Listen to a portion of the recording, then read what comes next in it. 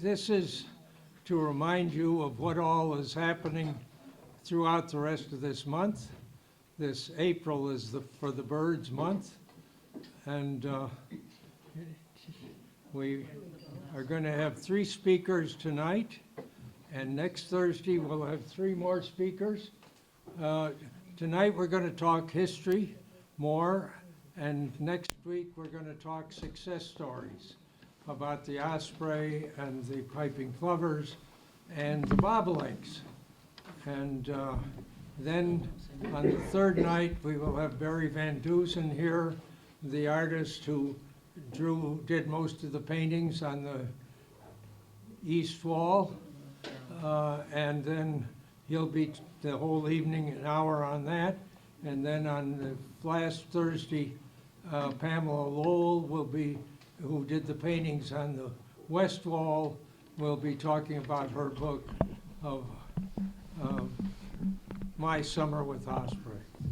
So, and you know, it's just fortuitous, but we had some house finches that showed up in our backyard on the 1st of April and started making their nest. And the osprey male was sitting out on his nest, the one that we always watch, and waiting for the female. And poor guy, I looked at him this afternoon, he's still waiting. So I hope either she or a surrogate comes along soon so he can get into action. But, all right, so I want to move ahead. I've got to be out of the way here in 20 minutes after so that Steve Reinhardt can follow. And Steve Reinhardt is the godfather of various bird surveys. Can you hear me all right? Do I need it closer? Or is that good? Okay. He led the bird survey of the birds of Allen's Pond that was done back in the 90s and was a kind of model that we tried to do in the west branch of the Westport River with him in the early 2000s. And so he's back here to talk about bird surveys and how they can be used to analyze changes in bird populations. And then finally, Jamie Bogart from the Lloyd Center, who was the architect of our important bird area here in the South Coast. He put together the application for that and got that approved 20-some years ago, and has been doing birding and leading bird trips and bird activities at the Lloyd Center ever since. So the 3 of us are going to be talking about our stories, and then also we have various materials in the back that are available to be handed out or sold. We have the Barry Van Dusen book that was produced by Mass Audubon and is very hard to find, but we have copies here. So this is Finding Sanctuary, about all the Mass Audubon sanctuaries that he visited 3-4 years ago and wrote about them. And so, and his paintings, along with a couple of my brother's paintings that I threw in for good measure, are over on the south wall and the east wall, and then Pam Lowell's are on the west wall. But so, and we have various handouts. There were a whole bunch of articles over time published in Bird Observer by Mike Boucher and Wayne Peterson, and then Paul Champlin put together a double issue for birds, where to go for birds on the south coast to Westport and Dartmouth. And so those are available. Most of them are for free, and the copies of the various articles from Bird Observer are also there. Okay. We're already there. Okay. I'm going to talk about 2 very special men who lived at Westport Point in the late 19th and early 20th century, who made an important impact on birding and were very close friends and neighbors. and are not very widely known. Some of you may be familiar with a book by Saul Wiedensaul, forget his first name. Scott Wiedensaul, thank you, called Of a Feather. And he writes about all of the birders in America over a period of time, and he doesn't mention these two guys. But I think these two guys played a very important role in communicating the interest of birding and of making the transition from what I call the shoot stuff and sketch to the view and protect and list community of birders. So, okay, let's go to the first one. Smith Owen Dexter. He was born and raised in Barrington, Rhode Island. His family was manufacturers, but he decided that wasn't for him, and he went into the ministry. And he had a church in New Bedford, 1900, met his wife there, and they went on together for the rest of their lives. But he was, most importantly, the minister at a church in Concord, Massachusetts, the Episcopal Church, for 25 years. And he had a lot of Harvard ornithologists who came to his church, and he that got him into it in a very big way, and he played a very important role.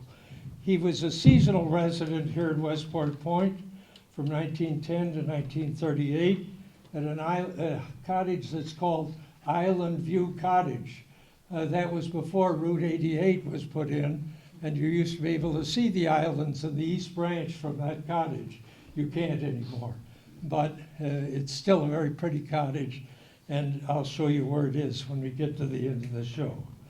But he put together this listing of the birds of Westport, and the first version of it was produced in 1918, and it's in 2 notebooks that are here in this library. And in the history room, I would have had them here to show you, but they can't be taken out of the history room. So if you want to look at them, they've got, we'll see in a minute, they have some 214 entries of different species of birds. He put together these notebooks over a period of about 30 years, recording birds that he saw and others in the Westport area. And he extolled the special qualities of Westport for birding, saying that few places in New England are more suited to the study of wild birds than what he called the township of Westport. I don't think it was ever a township, but Westport. We'll just settle for Westport. And he got a lot of people to come here, famous birders, and they participated with him in birding. So I'm getting my papers confused. And he relied on neighboring birders to contribute sightings to his book. Among those were Janet Wicks Gillespie and her brother David Wicks and her father Robert Wicks, who was also a minister. But how many of you are familiar with Janet Gillespie's book, A Joyful Noise? About anybody who lives in Westport has to have read A Joyful Noise. Well, she grew up here, and she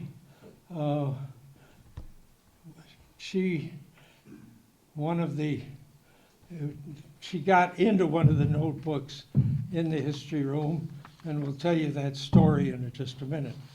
But this next page, I'm sorry, go back one. Just to mention that the other copy of these notebooks is up at the Harvard Zoology Museum Library, and they have been protected there too. And Billy Head was a fisherman who used to report on his sightings out on the islands in his fishing. And Arthur C. Bent How many of you know Arthur C. Bent's name? Okay, he wrote 21 volumes of the Birds of North America, I think. And he used to come down here frequently. And then the other frequent birder with him was Basil Hall. So, okay. This is the cover of Volume 1, Book 1, which covers water birds and game birds. And the penciled note on there, 104 items, 104 species in this volume, and 110 species in Volume 2. And so for a total of 214 species as of April 27th, 1922. So that's a pretty sizable number of species for Westport. And they're all recorded in these 2 volumes. Okay, next. And so he was a very close friend of the renowned ornithologist William Brewster, who was at Harvard and was the first president of Mass Audubon, and he was the president for 17 years at Mass Audubon. And he recently, his property called October Farm was incorporated in one of the sanctuaries up in Concord of Mass Audubon. And so it's the William Brewster October Farm property that this is from. But the Brewster compiled this book for the Nuttall Ornithological Club called The Birds of the Cambridge Region of Massachusetts. And this was the towns around Cambridge where the Harvard faculty, especially the birding nuts at the Harvard faculty, I think, lived. And so they all added their input into these. And they've recently reprinted this book because it's considered so important in the development of birding. And it's, I was able to get this copy. This is a picture of the copy that I got. And Concord River is another book of Brewster's birding notes that was edited and published by Smith Owen Dexter. And Smith Owen Dexter published 2 books, or organized 2 books of Brewster's writings, the Concord River and the October Farm, which were published in 1936 and 37. So Brewster might not have seen so much of the light of day if it hadn't been for Smith Owen Dexter. And okay, so, and I see that Brewster's books capture this transition from what I call SSS, or shoot, stuff, and study by professional ornithologists. And the early part of his references is all to, well, so-and-so took 7 eagles, or so-and-so brought back 19 wood ducks. And they brought them back and stuffed them, ate some and stuffed the others, I guess. But it was basically, they were shooting them, killing them, in order to study them and preserve them. And that was true throughout much of the 19th century. And I think there was a basic change in that in the 20th century. And and we now have what I like to think of as the observe, describe, depict, and list of the millions of birders in the country nowadays, of which I hope you can count yourselves. Anyway, let's go on to the next. And Janet Wicks Gillespie book, The Joyful Noise, captures this transition. As a young girl, Janet was stunned by seeing a great blue heron through binoculars. And these were opera glasses, not real birding binoculars, but she was excited by that and said, all I want for Christmas is my, not 2 front teeth, but some binoculars. And she got binoculars, and pretty good ones. They were Zeiss binoculars. But then she had to fight with her father to get equal time with the use of the binoculars. And she writes about how she was almost strangled by her father pulling on the strap that was around her neck so that he could see the birds he was looking at. And while he was doing that, why, she saw a little fluffy bird in front of her and finally got him to pay attention. And they went up, and it was a little owl, and she was able to go up and pet the owl, and the owl opened one eye and looked at her and closed up and went back to sleep. But that was the only saw-whet owl that was recorded in the books of Smith Owen Dexter. And as he, you've got him, well, you can't quite see the screen. A little saw-whet owl was discovered by Janet Wicks in December 1926, sitting in one of the low trees at Eldridge Heights. And this is, so far as I know, this is Smith Dexter, the only record for Westport of the saw-whet owl. So Janet Wicks Gillespie got her notice in Smith Dexter's listing of the birds of Westport, and felt she'd made it, as she says in her text. Okay, so that's Smith Dexter introduction. The other is Basil Hall. Let me see if I can find it back in here so I can not have to turn around. Almost got too much stuff. Okay. All right, Basil Hall was the son of the Reverend Charles Cuthbert Hall, who was a very famous religious leader and was at one time the president, the head of the Union Theological Seminary in New York. And so that was his father, and his mother was Jeannie Stewart Hall. And Jeannie Stewart Hall, the two of them built this house up on the top of the hill at Eldridge Heights, just over on the west side of Main Road at Westport Point.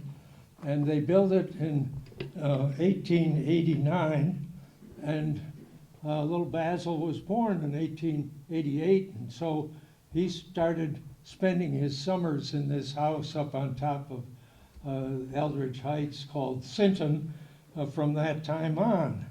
And not only, well, he was a very precocious birder.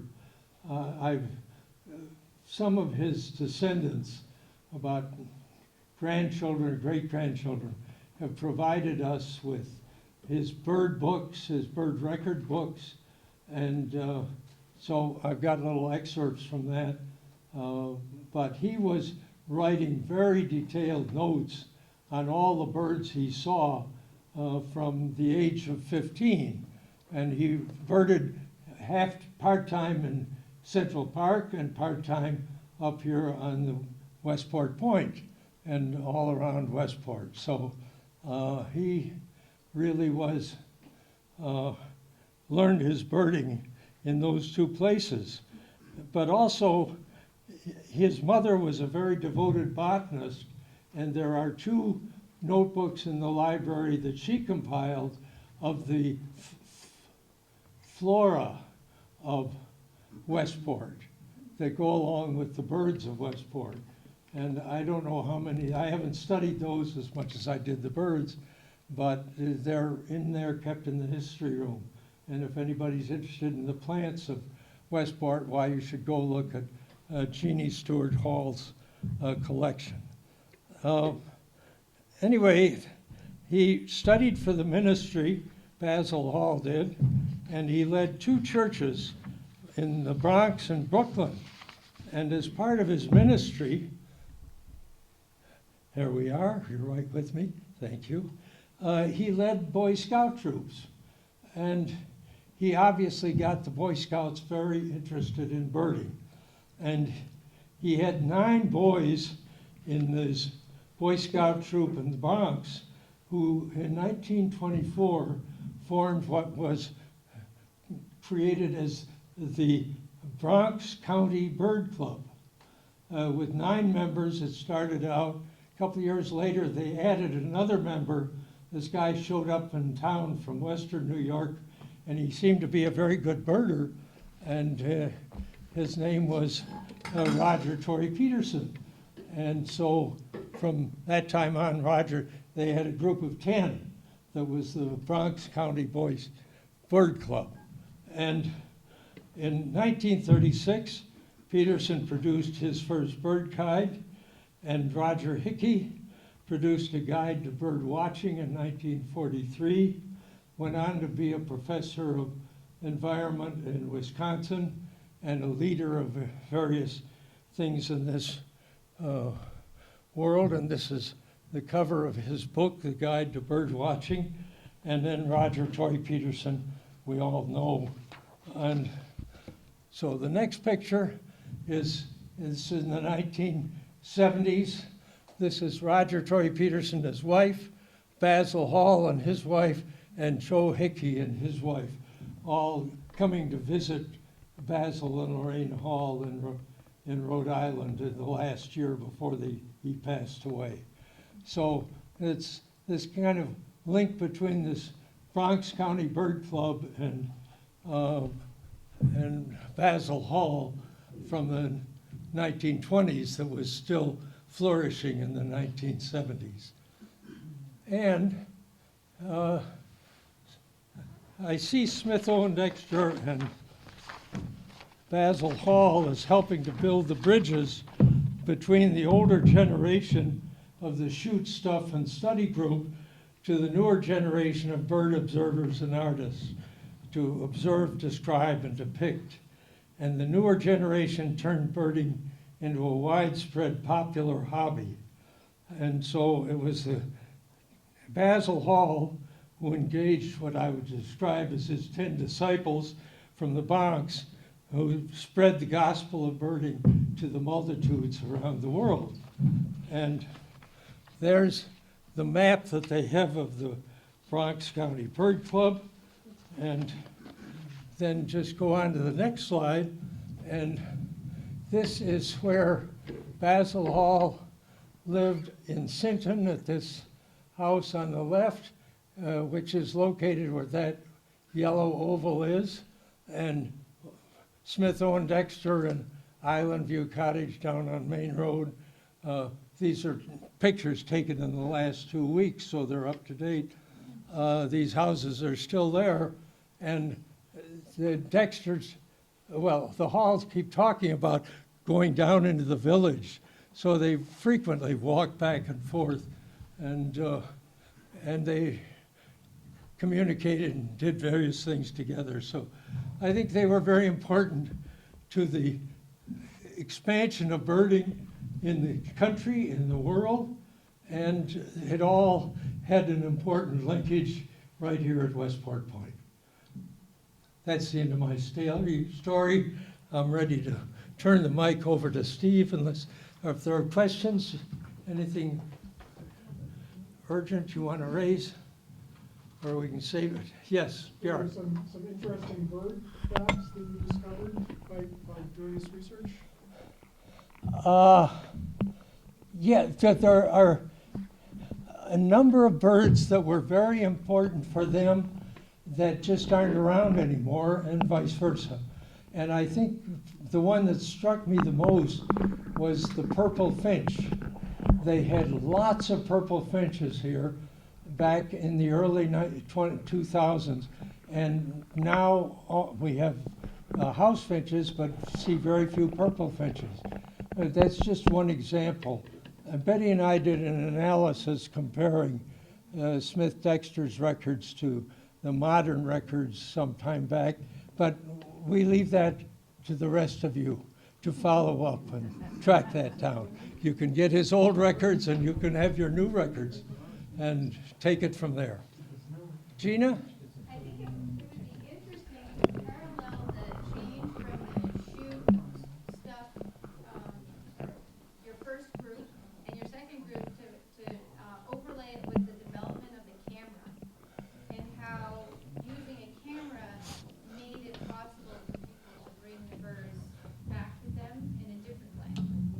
Yeah, I think I would put it in phases. I think the first was the binoculars, and then the binoculars and the spotting scopes and the cameras. That it was a succession of things that helped facilitate the transition and broaden the audience. Yes, I think, but all that went on throughout the middle part of the last century. Anything else? All right. Steve Reinhardt, the bird survey expert. Okay. Now I'll clear it out of your way. Okay. Thank you. All right. I'm just going to come sit over here. I never heard of shoot stuff and study. I love it. Okay.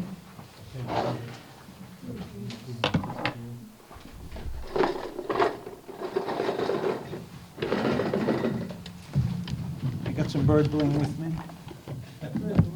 Some bird bling. Claire will get my first button.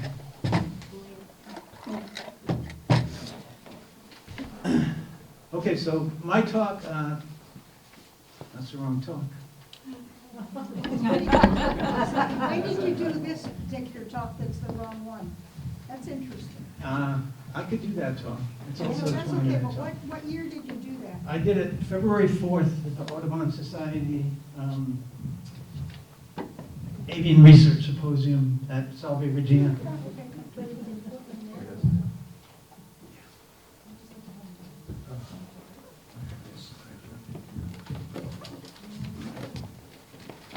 I could do both talks.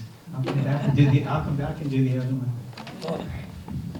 So this is the talk I'm doing tonight, and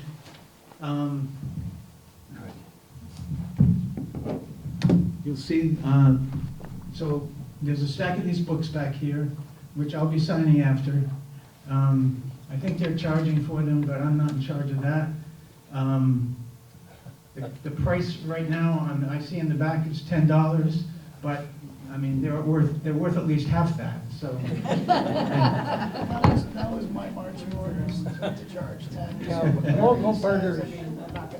local birders should have them in their library. So Jamie's telling me that there's room for negotiation at the signing table, so we'll engage in that. Okay, the conservation value of bird service. So we'll be focusing on that tonight with a special attention to findings from this Birds of Allen's Pond. Next slide. So What year was that? yes. That was 2006? I just want to know what year you did this. Okay, that'll be coming up in a later slide. It was, I think, 2001, but it's demonstrated in a later slide. So here's some of my field notes from a birding trip back in 2010. Can anybody tell me the conservation value of these bird notes? 0. So these, I'm going to die, and these notes will be thrown out by, the executive of my estate, and we won't know what to do with them. And I don't regret having taken the notes. I go peruse these sometimes. I enjoyed recording them when I was in the field, but they don't have any conservation value, really, because they're not being stored anywhere, and no one can access them, nor would anyone know about them. Next slide. So, but I could have been investing my birding efforts into these coordinated scientific counts that are all conducted by volunteers that are just good birders, just, quality birders that participate with an organization. And this is going to be a big focus of mine tonight, is to get involved with organizations and utilize your birding towards a conservation goal. Each one of these squiggly lines is a survey route from the breeding bird census. Someone drives the route and they stop at predetermined locations. They get out, they do a quick survey by ear and voice. they record everything, they get in the car and they drive to the next point. It's done the same exact way every year. It's reproducible. So that over time, you can use these counts to monitor changes in bird populations, which will be a focus tonight, because the focus is on conservation. And so how are different insults that we impose on the environment, how are they impacting bird populations?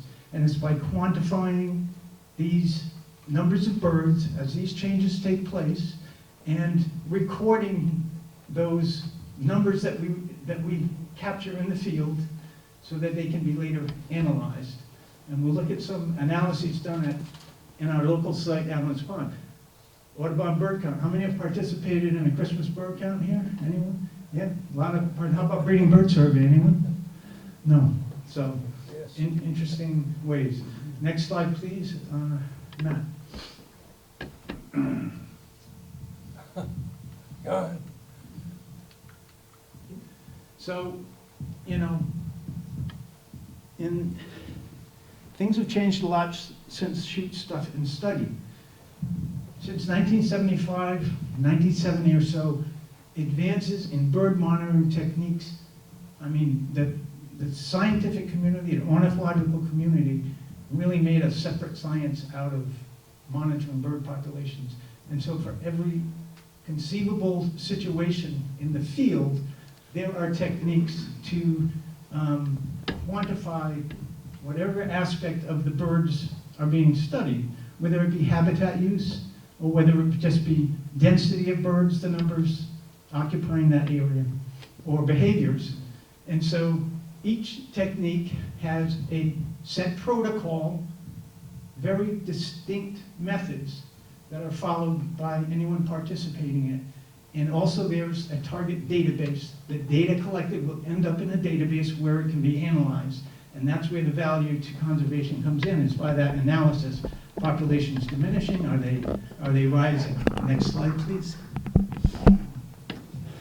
So, ways that we're going to talk a little later about ways we can get involved.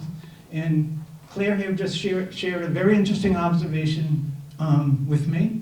I'm going to keep that private. It was a bird observation and got my interest. So she makes this interesting observation, but as of now, how many people know about it? Me? Okay, so 2 other people know about it. But if she's an eBird user, she enters it to eBird. She's not only keeping a record of all the birds you've seen in your life list, and so all the stuff about your bird observation, but it's also being entered to this massive global database that has millions, I don't know if there's billions yet, but there's millions and millions of observations. Think of, as a birder, I enter a checklist every time I go in the field, and there's millions of birders in the US, and so you go global, and you can think about the quantity of data that's being accumulated in this eBird application, which is free from Cornell. Explore it. Next slide. Okay, if you need help with your identification skills, use your field guides, but you want to also get used to these online apps if you're a phone user, which most of us are, and this is a great way to learn bird songs. Better than listening to tapes or anything else, is actually being in the field, hearing the song, and now you're getting a guide that's helping you identify it. So it's not correct 100% of the time, but it will help guide you to the correct identity of that species. So Claire, for example, the species you saw, if you also heard it, then that would give you some confirmation that that's the correct ID. Next. Okay, so Birds of Allen's Pond, published 2001. Thank Okay, you're welcome.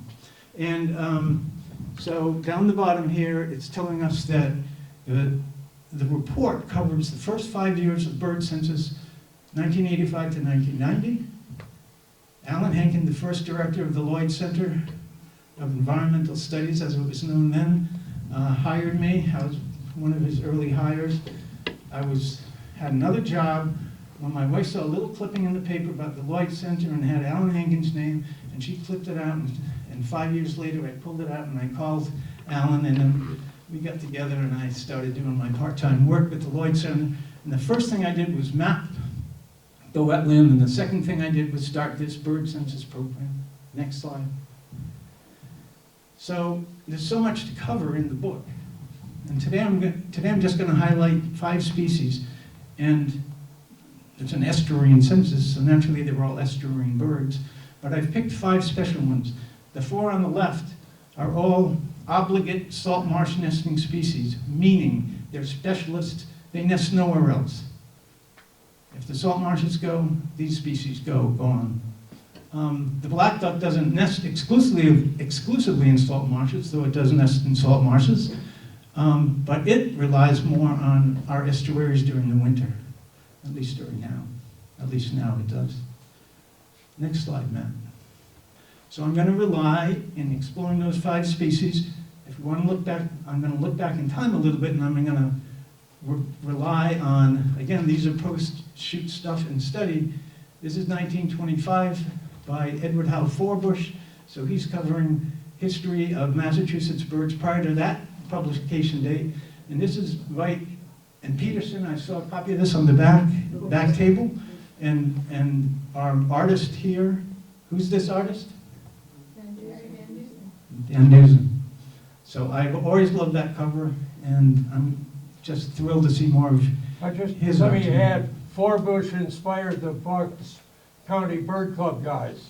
He met with them, and they were excited by him. Okay, so He you was heard that. linked to them too. Yes. I Thank you, think- David. I think Westport has a copy of the Forbush. I might be wrong. Yeah, they, There's one in the library and one in my library. There's one in the Barrington Library, because that's where I got that. I went in and scanned that, or I took a picture of that. So I rely on these to give a little historical perspective on the 5 species we're exploring. Next slide, Yes. please. Okay, so back to the Birds of Allen Pond book. This is a figure in the book. We have 165 acres of salt pond, and we have 225 acres of salt marsh. And what do you see? What's this? What are all these lines? Can anybody tell me?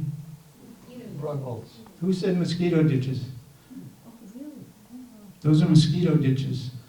So you talk about a human impact on the marshes, right? So if we had the bird survey prior to the mosquito ditches, then we'd have this continuous data going through, and we could quantify before and after which species were present, which weren't, what numbers were they present, etc. What were those changes? Let's look at some. Yes. When were the mosquito ditches in general, when were they done? Mid-20th century, mostly. Oh, really? There was works progress monies made available by the government. They said, well, what are we going to do? Well, the marshes have mosquitoes. Let's just ditch them all. 90% of the salt marsh from Virginia to Maine was ditched between like 1940, 1955, something like that. Have to do it again. And so what did they do? They drained all of the pools. They drained some of the most valuable habitat on the salt marshes, the pools. And where do you see the herons foraging on salt marshes? In the pools. And so they drained a lot of really excellent habitat for some of our key salt marsh species. I'm sorry to move around and make you do all that work. But, so that's one land use change. It's those mosquito ditches. And now we'll see some others quickly. Next slide. So there's mosquito ditches, Rumstick Point, Barrington, that's grid ditched. You try and do a survey in that marsh, what a pain, I'll tell you. And it's really muddy, and just to get around in there is horrible. Here's another change. These are invasive plants. This is Phragmites australis. Anybody here familiar with that? It's a conservation nightmare. So this is the Jacobs Pond Marsh in Warren, Rhode Island, where I've been conducting with my partners salt marsh sparrow research since 2017. And we've got a few things published and more on the way. But these invasive plants, maybe not directly related to us, but certainly indirectly, we're responsible for those. How about the filling of marshes? We take responsibility for that, and we have to take responsibility for sea level rise. Sea level rise is the greatest threat to our coastal habitats, our estuarine habitats. More on that later. Here's a drowning salt marsh sparrow here. It's calling out, list me to the U.S. Fish and Wildlife Service, who hasn't listed this bird as endangered yet for some odd reason. So this is where the conservation value of bird surveys comes in. We have data because of these quantifiable surveys, because of these surveys with strict protocols. We have data pre and post sea level rise that enable us to track the impacts of sea level rise on our bird populations, our estuarine bird populations. Next slide, please, Matt. Okay, so the survey. For the larger birds like waterfowl and herons and egrets, we would go to 4 spots, 1, 2, 3, 4. Each spot had an area that was covered, and we count all those species. And we prove what habitat were they in, what species, and of course, the numbers per species. And so, what I say about reproducibility, we ran the survey from 1985 to 2000, and then we stopped because of resource limitations. We could start it tomorrow and reestablish the exact way we collected data back then, and then we have a 15-year baseline. We could start collecting data again and compare it to that, and we'd have a beautiful controlled study to explore changes in bird life. So Is that's, it financed by some particular groups? when I worked for the Lloyd Center, it was financed by research grants. Mark Miller was the research director at the time. Jamie Bogart, who's the research mainstay at the Lloyd Center now, got involved early on. And there were contributions by donors that helped the census continue, and helped with the publication cost of this book, etc. Next slide.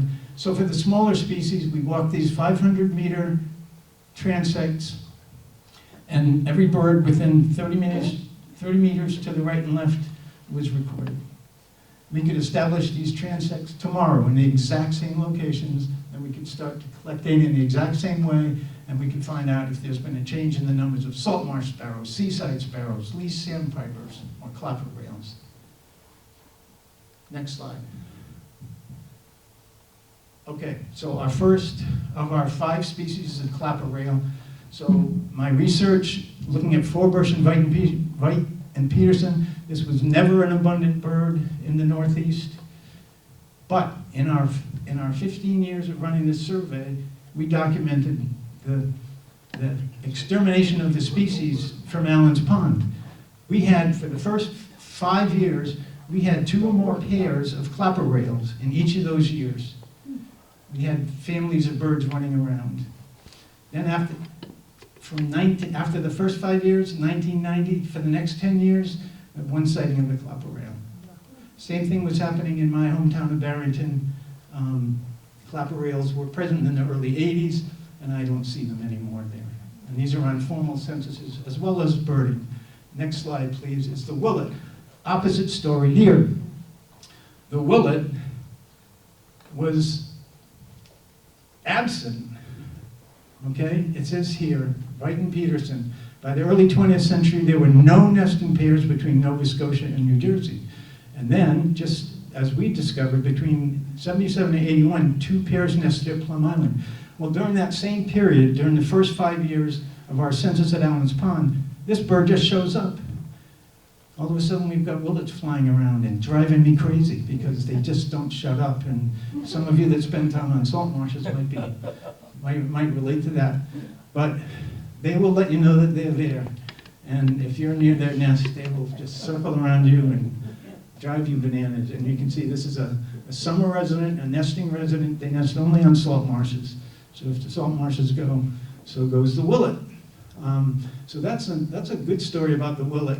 We were able to capture during our census the reintroduction of a species into southeastern New England as a breeding bird. And if we reestablish the census now over the next 10, 20 years, we will likely we would likely document its demise. Slide. American black duck. So if you'll notice here, the graph is opposite. They're not here in the summer. This is a bird that's most abundant in the winter and fall. Although, look what Forbes says, common to abundant migrant and summer resident, less common winter. I found that interesting. White and Peterson document dramatic decreases in number of wintering black ducks along the Merrimack here, and they provided other examples as well. I used the data that Jamie has been organizing and, very importantly, entering to a database.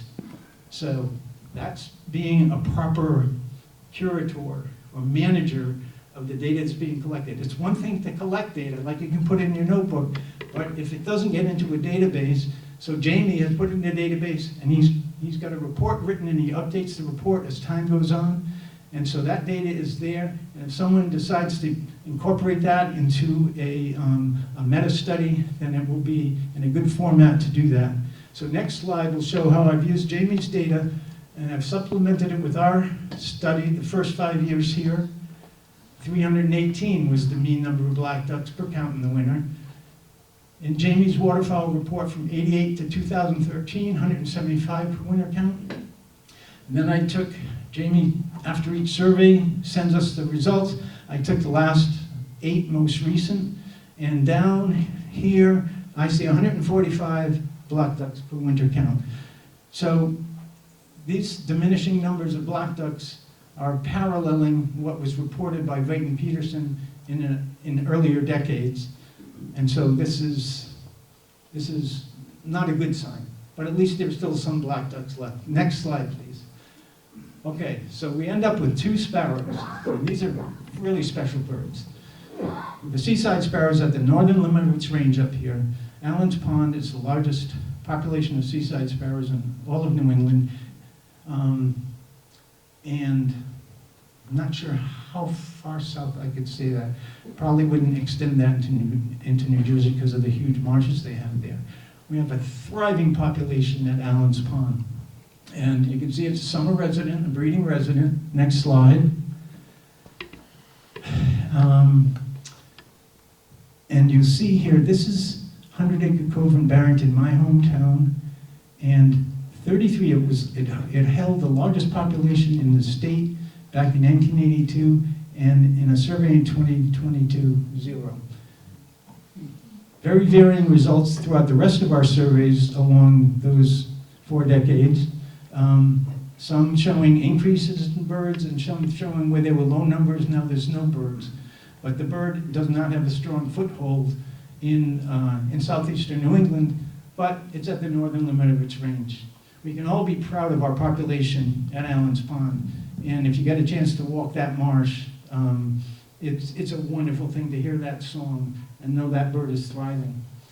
And then next slide will show the territories. Now, Rob Marshall and I studied seaside sparrows in 1984 and 85 at Allen's Pond. And each one of these yellow spots, and with the red circle, is a territory. So it's a monogamous species. Both members of the pair raise the young, and we had all these close to 30 territories. I went back and walked this with a friend in 2008, and wherever I walked to a place where the territory was, there was a bird singing. So that population remained stable from 1985 all the way up to 2008. And a birding friend of mine, Joel Leckerson, birded there in recent years and says there's still a very healthy population of seaside sparrows there. It'd be really nice to see those birds persist. And now their sister species, next slide, is the salt marsh sparrow. And this is the one that's really at the greatest risk of extinction. It nests in habitat very similar to seaside sparrows, a lot of overlap in habitat use and general ecology, although their mating systems are entirely different. The female here does all of the all of the raising of the young by itself, whereas in seaside sparrows, both members of the pair take part in those activities. Great shot by Jason Jacks with his fancy equipment. This was documented as a local summer resident, and widespread breeders. So, next slide. Now, why is this bird considered the canary in the coal mine of salt marshes? It's because it has this tiny breeding range. In all of the world, it breeds only from Virginia to Maine. The same rectangle will describe the area in the contiguous United States where sea level rise acceleration is the greatest. So they're very, very vulnerable to sea level rise. Where do they nest? They nest on the ground in the salt marsh. Their nests are very susceptible to flooding. A difference of only 3 centimeters in mean sea level could mean the demise of the species. And well, we'll see the bad news in a minute about those kind of predictions. So this is what's been happening with this population in this period from 98 to 2012. During this period, a report from NOAA, National Oceanic and Atmospheric Administration, tells us that a threshold was crossed at which tidal flooding events have become more common. And so this obviously relates to these dramatically diminishing numbers of salt marsh sparrows during these recent decades. Next slide. So from this NOAA report here, we see 2020 in an intermediate scenario, the difference in sea level rise between 2020 and 2050 will be 27 centimeters. That's very close to a foot. So for a bird where 3 centimeters can make a difference, a foot, the salt marshes can't even survive in a flooding situation like that. And so if these numbers are observed, then all of these species dependent on the salt marshes are in trouble. Next slide. So as a result, we have scientists that are modeling based on data that's been collected for the past 2 decades. They plug all that data from surveys, right? From surveys with strict protocols into a database, and then they analyze it. And this one here in Long Island Sound predicts extinction for the salt marsh sparrow as soon as 2035, another one as soon as 2050. From Elphick is the preeminent expert on salt marsh sparrows out of Yukon. It could happen very quickly that they go extinct. They nest within the lunar cycle, within that period between flooding tides of 28 days, they have to fit their 24-day nesting cycle. So as sea level rises, the period of time shrinks to the point, it'll come to the point where they can no longer fit it into that interlunar period. And it's at that point that we'll reach that threshold he speaks of here. Next slide.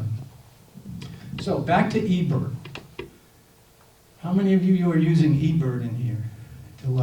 So that's a nice proportion, you know. How many of you in here are birders? Yeah, so there's a lot more birders than eBird users in here. So it took me years to decide, yeah, I got to start using this. As soon as I started using eBird, first of all, I enjoyed the interaction while I was in the field. You know, it's like one more thing to do, especially when it's a slow birding day. I found it fun to enter it, but each time I do, I feel like I'm contributing to science because I'm entering these observations along with millions of other people around the globe, building this massive database that can be analyzed and used for bird conservation efforts or bird monitoring efforts. I'm running out of time? I'm not sure. Next slide. Last slide. Okay, have you heard this term, citizen science? So we can all be citizen scientists. We don't have to be lab scientists or university scientists or academics. You can go to the Cornell Lab of Ornithology homepage, search on citizen scientists, find out how you can get involved in these kind of activities, Great Backyard Bird Count. So there's a protocol for how that data is collected, and it gets entered into a database by Cornell, and it's used for research. They have the global big days, Christmas bird counts that we looked at earlier. So there's a lot of bad news in the birding world, but continue to bird, Continue to enjoy it, be positive, get involved. Enter your records, get involved, discover what's your niche, what do you want to focus on while you're in the out of doors, and then teach. And then teach young people. Tell them what you're doing, get them excited. Okay, that finishes it for me. Thank you. Okay. And I have bird lane there for anybody that wants to. Jamie, go ahead. Okay, we may run over a little bit, but stick with us. Test.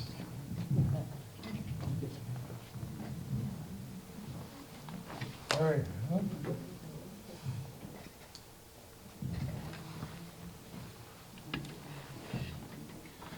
Alrighty, so when I got to the Lloyd Center 25 years ago, 25 long years ago, in addition to coming in to tackle the pipe and plover work, which I'll mention a little bit just in the context of the Lloyd Center, because I know we have shorebird talks later on. One of the other tasks I got to do when I first got there, and Steve's great talk segues perfectly into what this is about, because the important bird areas, and this kind of celebration, we could really call it a celebration of the important bird area, because that's basically what we're talking about.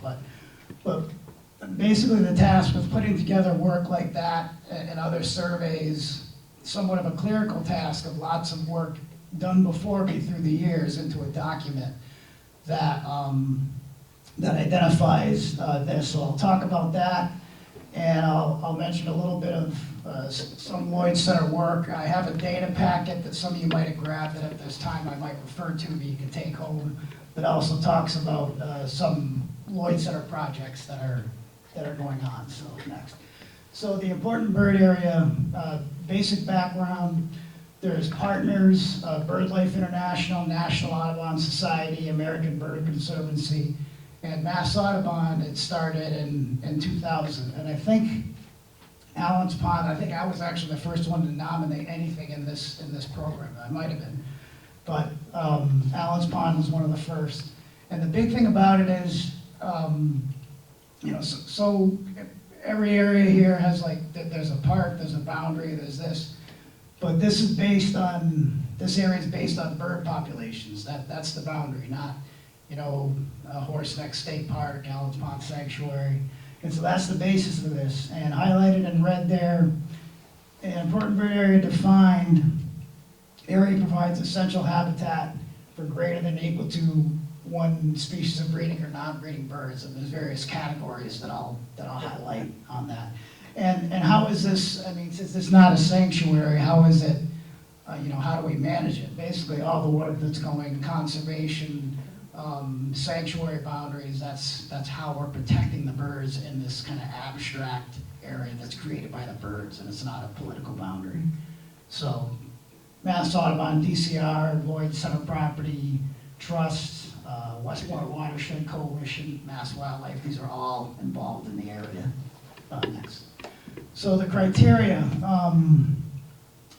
for an IBA, meet one criteria in 5 separate categories. This important bird area basically touches them all. So just kind of running down these, greater than or equal to one breeding or non-breeding listed species in mass can include 1% of the state population or just a site with high numbers.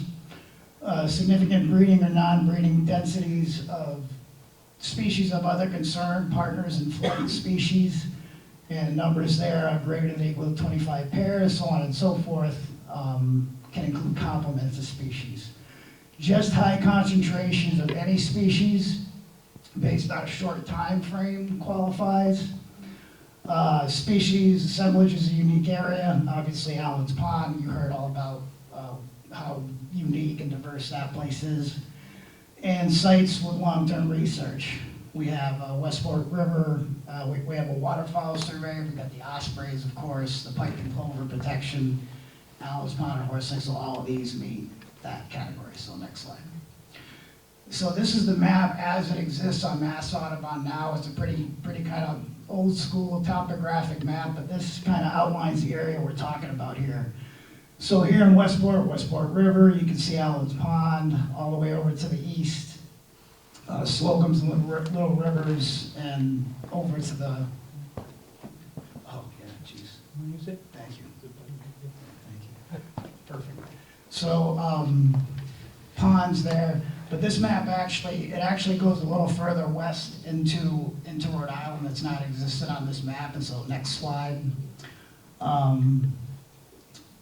Rivers, Westport, Little River, Slocum's, Tidal Ponds, Quicksand Pond, Cocky's Pond, Richmond, Tunapus. So these go off into Rhode Island, not indicated on that map. Some of you are probably familiar with these.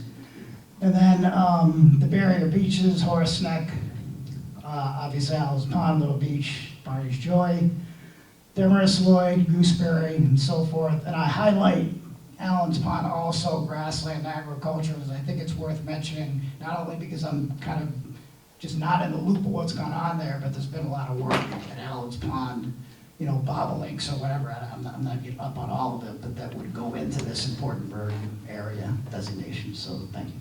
So then specifically, at the time of nomination, so we got the piping plovers that qualify. Buzzards Bay has 25% of the population of the state. Wintering, threatened and endangered species.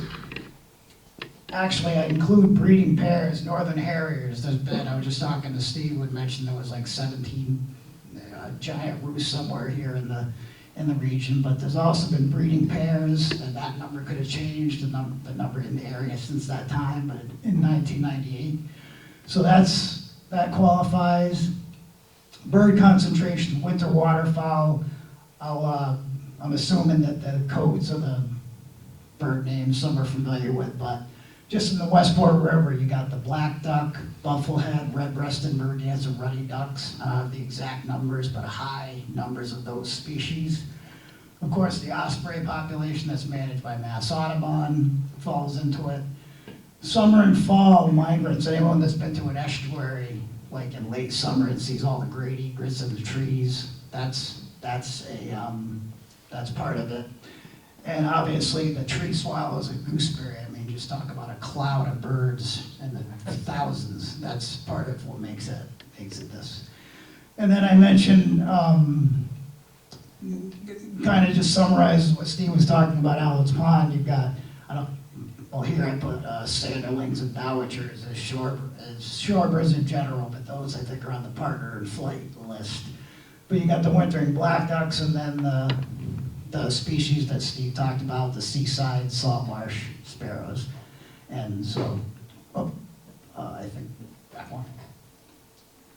Or, just right there. All right, so jumping in, so that's the important bird area. And so some of the things through the years, the ones in red that I've kind of worked on that are active or recent, piping plovers, and in my data packet that you'll see, I just kind of mentioned that in the context to get up the time of the Lloyd Center, because we've kind of shared beaches and so forth, and so there's some time the data was collected back in the day that I put some graphs and stuff with that. Obviously, birds of Allen's Pond, and I'll talk a little bit about waterfowl diversity in the estuaries that you heard. Ospreys at the Lloyd Center, we've done most of the lower Slocums. We might have helped out with the Westport way back in the day before my time. The late Gilbert Fernandez was obviously involved in that. But obviously the Ospreys, Westport River with all those pairs. We did work with that. I'll mention a little bit about a pretty unique project, CNET. And then some of these others on the bottom, we had Turn the Tide survey that's in my data packet, Slocum's River, Little River, Apponeganset Bay for a system that was impaired, and we wanted to know what the status was of the species there. And even salt marsh restoration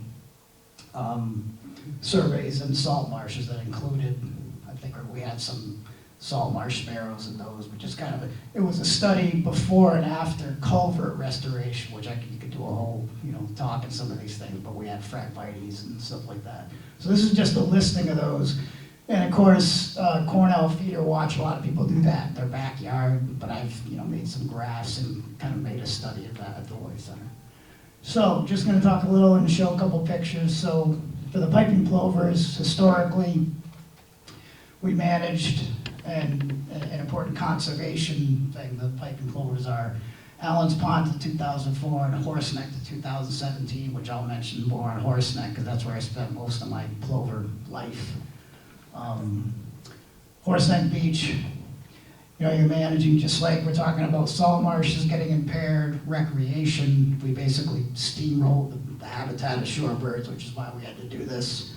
Horseneck Beach was the beginning of a least term colony, has historically existed mostly at Allen's Pond. But it kind of shifted over to Horseneck for some time, and we were there for part of that.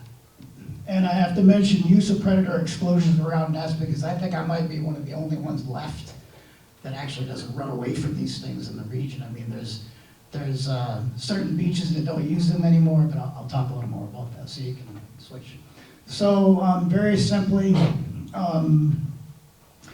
where there's draining of salt marshes for birds, there's pavement for the piping plover at Horseneck Beach, and so a lot of the conservation of bringing those back for us at the Lloyd Center, for me, was spending time protecting with fencing, and I could do a whole hour on just different pictures of this, but that's a plover on a nest on pavement, and that's a plover doing a broken wing with chicks nearby, and obviously they have to eventually make it down to the beach, so next slide. So, fantastic places for cover for a hatchling on a beach. And the picture to the left doesn't do it justice. There's actually a guy sitting in the chair, and the plover chick is underneath. And my former boss, Mark Mel, was like, "Oh, did you clue him in?" He started laughing. I'm like, "Well, yeah, I kind of had to." So, but anyway, the point being that part of what makes this, you know, the fact that we have this bird in this area was going through situations like this. And the chick did fledge, I'm happy to say, I had to walk. So what happens is, you know, the birds, early in the morning on a crowded beach, the beach isn't crowded at all, the birds get out there, and then it's a July day, and you get thousands of people, and the chicks are stranded in it. And this is like an endangered bird that you know, you can't harm, and this is what we have to deal with for conservation. So, and just brief mention of the lease turns, 2014, there was a point where there was a little bit of shift from Allen's Pond to Horseneck and I think I was talking to Alan Poole, he had said at that time it was one of the more stable colonies around in this Cobley area. And anyone who's been to Horseneck and knows how rocky it is, this just is a shout out for, I guess, a good aspect of the rocks at that beach, because there's a least tern chick hiding under it. So, predator exclosures, have to mention a little bit about those as a management tool. We've used them, they deter avian and mammal predators, the plovers can deal with them. You have to have a good, you know, sandy thing to construct them, but they can attract attention over time and cause abandonment, and that's why a lot of it, and I use them to, use is more kind of scrutinized in the past, and it's gone down a bit. Use it at some locations, but it can have a reverse effect, and it can attract the predator and cause them to abandon. So next slide. So a couple, and I like this picture because that's an exclosed piping plover nest on a beach with sand. There was a time where sand was being pushed down. When I was doing work, they don't do this kind of thing anymore, but they brought sand down on the beach. So you can see the kind of stress these birds are under in the region in a place like this. And so and then the exclosure. So back when I was at Allen's Pond initially, that's a picture of predator tracks getting into the cage, and the one to the right. Over Horseneck, that bird happened to be incubating, and success was fairly decent for exclosures at the Horseneck site. Allen's Pond, a lot of predation stresses. I won't let them show you more about Allen's Pond, but anyway, there's some risk to those. So now a little bit about the waterfowl survey. It originated from the black duck surveys at Allen's Pond. We're talking about abundance and diversity region-wide and information on each site, habitat use, waterfowl abundance by system type, densities. We're going out and we're measuring ice. Like we do 2 counts, one in December, one in January. We quantify ice coverage because that obviously determines how many birds you're going to see. And as Steve alluded to, we've turned that into kind of a 25-year study that is, that kind of ties all this together, and I've started to update it because we haven't published it yet, so might as well update the data that I keep compiling. So next slide. So a couple graphs that we've come up with. The left-hand reading is December, right, January for each species. And I put this one to show, so some of these, there's statistical significances of these trends, and it turned out the ruddy duck wasn't as significant in terms of the trend, but you can see from this, and anyone who goes out and surveys, it's largely a December bird more than a January bird. You see that just all the December readings are higher. But I included this one because the significant trend was the canvasback, which I've never seen one before, but they've all been extirpated from the region over time. And this study from the Lloyd Center and a map of the regions, which is fairly similar to the map of the IBA. You know, you can look at that to see which sites are what, but that's one species that's virtually gone from the study, but back in the day, that wasn't the case. Hey Jamie, what's the difference between 1 and 2? Well, yeah, 1 and 2, the one is December, the 2 is January. Oh, okay. So the 2. So that's what we've been doing, and you know, volunteers in here have been helping out that for years. So next slide. So another one with the black duck, as Steve said, in decline. This shows, so for the mallards, the significant trend of the subtle increase, the January one, and basically one of the things with black ducks over time, I think there's been competition with mallards that have caused black ducks in the state to, within this, even though we have the migrants from the north, the breeding population I think has gone down.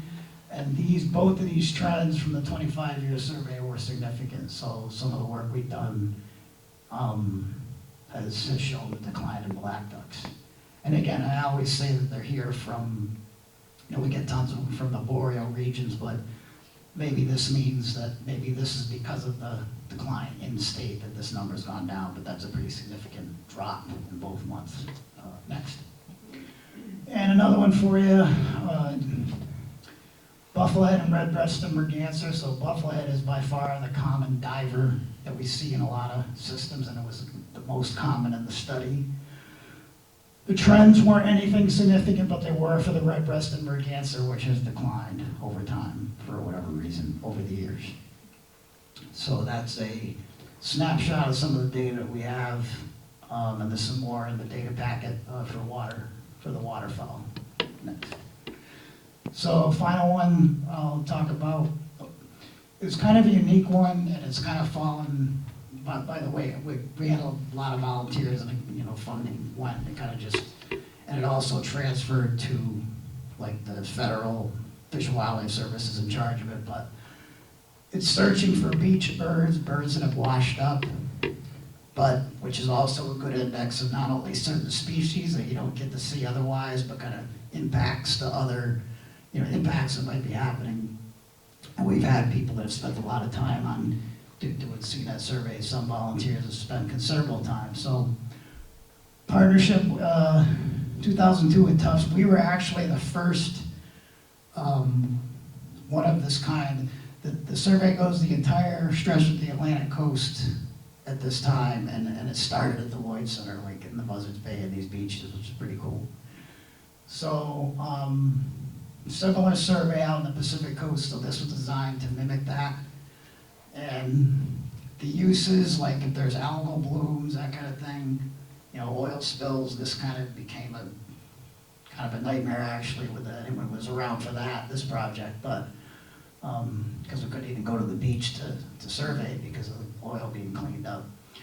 But, and it also allows for live birds, for people that look for beach birds, they're getting a sense of the live bird community at the site. So there's a lot of potential, even though it's focused on finding what, like, common eider die-offs, for example, in the winter for, I think there were bacterial infections, like you're finding that out, but if you walk a beach enough, you're seeing all these other live species.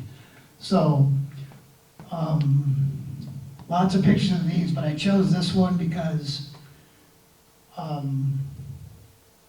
many times are you actually gonna see these birds and know they're out there, these alcids, you're not gonna see them. So this project was particularly good for certain areas to see, you know, where these species might be. And this is kind of a cool one because picture doesn't do it tons of justice, but the dovekey's kind of a more slender billed bird, and the razorbill's got a big, kind of big bill with like a line, and you can tell the difference, not so much from this picture, but that's volunteers that had posed those particular birds. So next. And so Tufts put this together for us just to, and the IBA is included in it, of course. So it just shows how important this region, and some of it's a function. We had one volunteer, Karen did a project on it, but we also had a volunteer for Gooseberry that was like, he had the most walks, and his name's Ray Bossy, I'm gonna mention that. The most walks for the project of the entire Atlantic coast on Gooseberry. Like, Gooseberry was the project. So, but that just shows kind of where birds are washing up more than others, and it's no surprise that Gooseberry would have that. So if you, next one. And this, you can kind of see, you know, laughing gulls, gannets. We don't want to see that washing up, but you can see the diversity of things that do wash up on these shores that are out there. So that was just another unique project that's technically still going, but it's not like, you know, we don't have a ton of volunteers for it anymore. And so that's kind of the rundown of, the next slide. So as always, thank you volunteers. That was the yellow-headed blackbird was at the feeders one May, a long time ago. That attracted attention. And then the red-headed woodpecker was my favorite, the juvenile. It was the first time I saw when you, first of all, I'd never seen one, so I'm like, if I'm gonna put this thing on eBird, I better have it ready. And so, but when I put that on the red-headed woodpecker, within like 2 hours, the Lloyd Center had people coming to see, so it was pretty cool. And we saw it actually grow through the season to be the adult, so it was pretty cool. So, I don't know how many people got I can mention a couple, like, if there's any questions first, I guess I can. I think we had to wind it up, Jamie, we're running kind of late. All right, well, study this and email me with questions and some other stuff. Okay, thank